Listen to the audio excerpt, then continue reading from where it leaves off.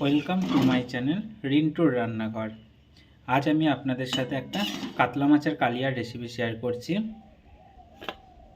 তো এই রান্নাটি করতে আমার যে উপকরণগুলি লাগবে সেগুলি হলো,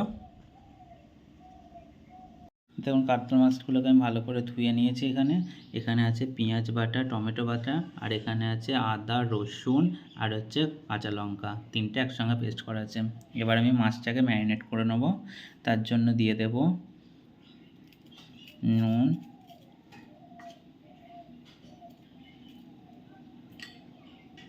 এবার দেব হলুদ গুঁড়ো, আর আমি দিয়ে দেব এর মধ্যে আদা, রসুন আর কাঁচা লঙ্কার যে বাটাটা সেটা একটু দিয়ে দেব। এবার এটাকে আমি ভালো করে ম্যারিনেট করে 15 মিনিটের জন্য রেস্টে রেখে দেব। দেখুন আমি মাছগুলোকে ভালো করে ম্যারিনেট করে নিয়েছি। এবার আমি 15 মিনিটের জন্য রেখে দেবো। আমি কড়াই বসিয়ে দিয়েছি। এবার মাছ ভাজার জন্য আমি পরিমাণ মতো সর্ষের তেল দিয়ে দিচ্ছি। তেলটা একটু গরম হোক। দেখুন তেলটা গরম হয়ে গেছে।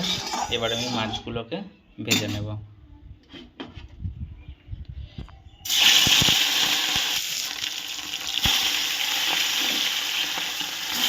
মাছগুলোকে ভালো করে লাল লাল করে ভেজে নিতে হবে। এক পিঠ হোক, তারপরে আমি আরেক পিঠ উল্টে দেবো।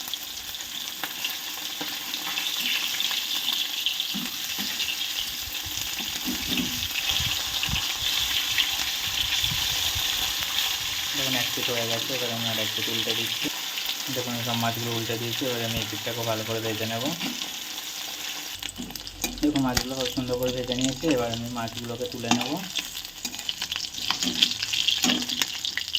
মাছগুলোকে আপনারাও এরকম লাল লাল করে একটু ভেজে নেবেন। এবার আমি সব মাছগুলোকে তুলে নেব।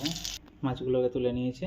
এবারে আমি এই তেলের মধ্যে ফোড়নের জন্য দিয়ে দেবো গোটা জিরে, এলাচ, লবঙ্গ, দারচিনি আর তেজপাতা। ফোড়নটা ভাজা হয়ে গেছে। এবার আমি পেঁয়াজ কুচি দিয়ে দিলাম। পেঁয়াজ কুচিটাকে একটু লাল লাল করে ভেজে নিতে হবে।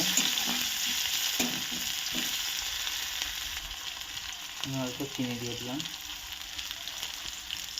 দেখুন পেঁয়াজটা আমার ভাজা হয়ে গেছে। এখানে আমি পেঁয়াজটা দুভাবে ব্যবহার করব। এক হচ্ছে ভেজে, আর একটা হচ্ছে বেটে।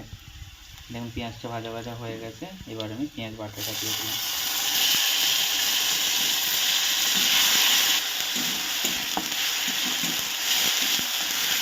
ভালো করে কষে নিতে হবে পেঁয়াজ বাটাটাকে।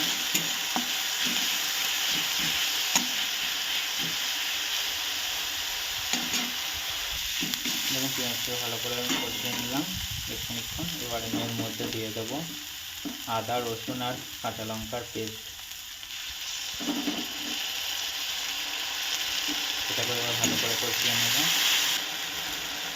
এই মশলাটাকে আমি ভালো করে কষিয়ে নিয়েছি। এবার আমি এর মধ্যে দিয়ে দেবো টমেটো বাটা।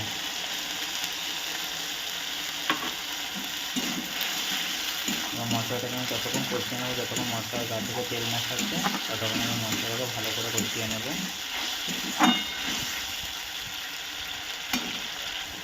দেখুন মশলা খুব ভালো করে কষিয়ে নিয়েছে আর মশলার গা থেকে তেলও ছেড়ে দিয়েছে। এবার আমি এর মধ্যে দিয়ে দেবো হলুদ গুঁড়ো,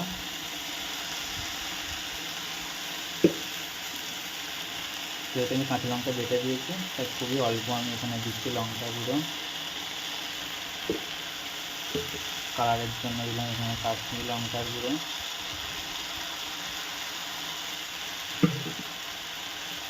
পরিমাণ মতো নুন। এবারে মশলাটাকে ভালো করে কষিয়ে নেব। এবার এর মধ্যে আমি সামান্য একটু জল দিচ্ছি এবং মশলাটাকে ভালো করে কষিয়ে নেব।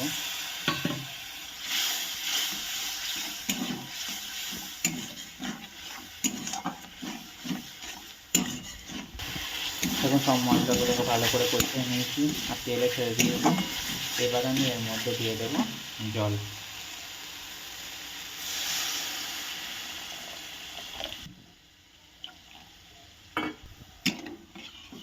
এবার জলটা ভালো করে ফুটে উঠলে তখন আমি এর মধ্যে মাছগুলোকে দিয়ে দেবো। দেখুন জলটা খুব ভালো করে ফুটে উঠেছে। এবার আমি এর মধ্যে ভেজে রাখা মাছগুলোকে দিয়ে দেবো।